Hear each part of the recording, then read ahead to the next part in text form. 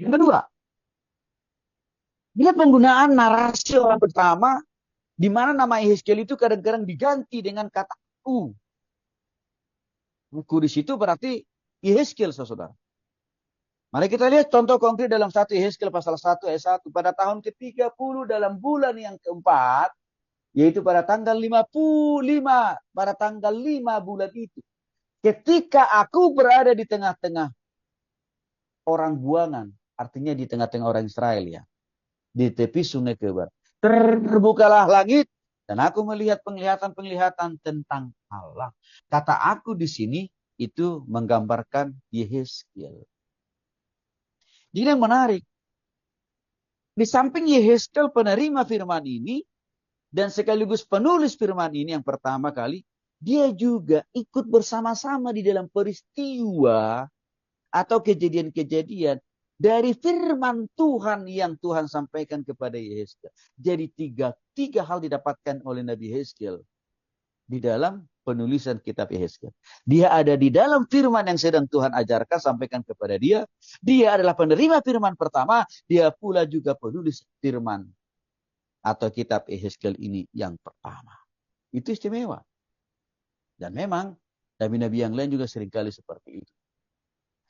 Contoh yang kedua, Yehezkiel pasal 24 ayat 24 mengatakan, dengan demikian Yehezkiel menjadi lambang bagimu. Segala sesuatu yang dilakukannya harus kamu lakukan juga. Apabila hal itu terjadi, maka kamu akan mengetahui bahwa akulah Tuhan. Jadi artinya, Yehezkiel juga menjadi perpanjangan tangan Tuhan alias apa, alat peraga Tuhan, Bapak. Maka waktu Yehezkiel disuruh Tuhan melakukan segala sesuatu, itu juga lambang perintah dari Tuhan. Peringatan dari Tuhan. Waktu Yehezkiel marah terhadap bangsa Israel, itu juga lambang kehadiran Tuhan sedang marah sama mereka. Ini pembuktian yang kedua. Maka diingatkan bangsa Israel itu, kalian perhatikan segala gerak-gerik, tindakan, perbuatan, perkataan yang keluar dari mulut Yehezkiel. Kan itu yang sedang Tuhan lakukan kepada bangsa. Tapi seringkali juga bangsa Israel itu ngeyel lagi, ngeyel lagi, ngeyel lagi. Ya seperti kita Bapak Ibu. Nah bukti yang lain adalah bukti kontinuitas. Ya, bukti kontinuitas. Artinya kesinambungan kronologis. Artinya di sini kesinambungan kronologis adalah ada hubungan yang erat dari satu peristiwa dengan peristiwa yang lain, dari satu tempat ke tempat yang lain untuk membuktikan bahwa penulis kitab Yehezkiel adalah Nabi Yehezkiel sendiri. Mari kita lihat dalam Yehezkiel pasal 1 ayat 1 sampai 2. Isinya, pada tahun ke-30, bulan yang keempat, tanggal 5 bulan itu. Berarti ini kira-kira tahun 30 bulan April tanggal 5. Nah, kita balik. Sesuai dengan penyebutan dalam bahasa Indonesia. Ya, tanggal 5 bulan April tahun 30. Itu kira-kira kalau penyebutan dalam konteks bahasa Indonesia. Ini juga dituliskan kembali dalam Yehezkiel pasal 29 ayat 17. Penyebutan tanggal yang spesifik atau detail, bulan yang spesifik, bulan April tadi atau 4, tahun yang spesifik tahun 30. Ini yang dimaksud dengan bukti kontinuitas atau kesinambungan kronologis. Peristiwa-peristiwa atau tempat Yehezkiel sedang dipakai oleh Tuhan. Ini menjadi sebuah pembuktian lagi bahwa kitab Yehezkiel nyata-nyatanya ditulis oleh Nabi Yehezkiel sendiri. Nah, lalu bagaimana pembuktian secara eksternal dari luar? Apakah betul pembuktian eksternal atau dari luar juga mendukung?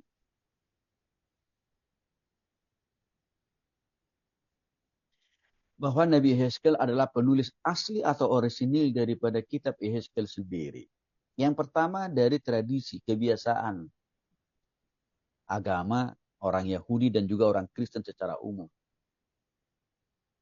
khususnya tradisi kuno Yudaisme maupun kekristenan zaman sekarang, meyakini betul bahwa Yehezkel satu-satunya penulis kitab dari Yehezkel, kitab Yehezkel sendiri. Lalu penerimaan atau kanonik. Kanonik itu Bapak Ibu batasan Alkitab. Bagi Bapak Ibu yang ikut mata kuliah ini nanti kita juga akan bahas ini ya. Batasan Alkitab kita ya. Perjanjian lama itu 33, BB 27. Itu namanya kanonik atau batas Alkitab.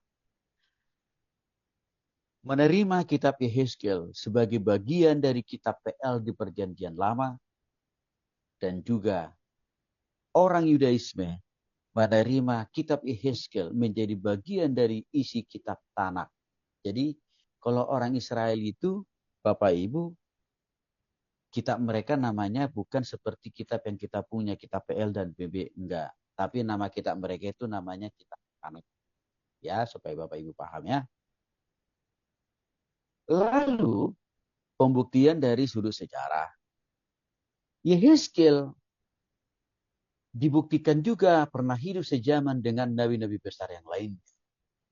Contoh, Nabi Yeremia yang hidup juga di sejaman dengan Yehezkel ya di Yerusalem.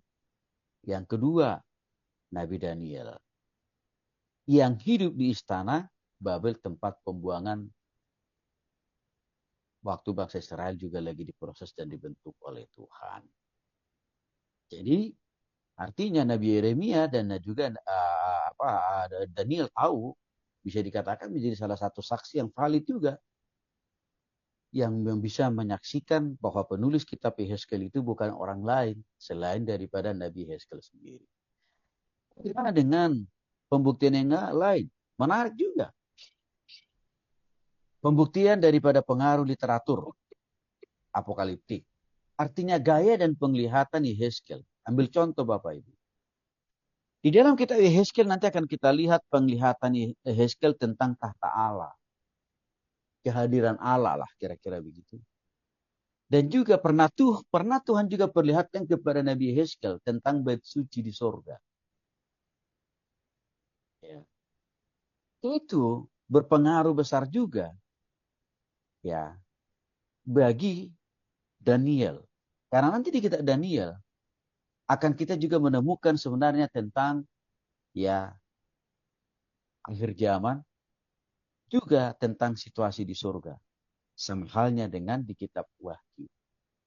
Jadi bisa dikatakan bahwasanya kitab Yehezkel ini ada isinya.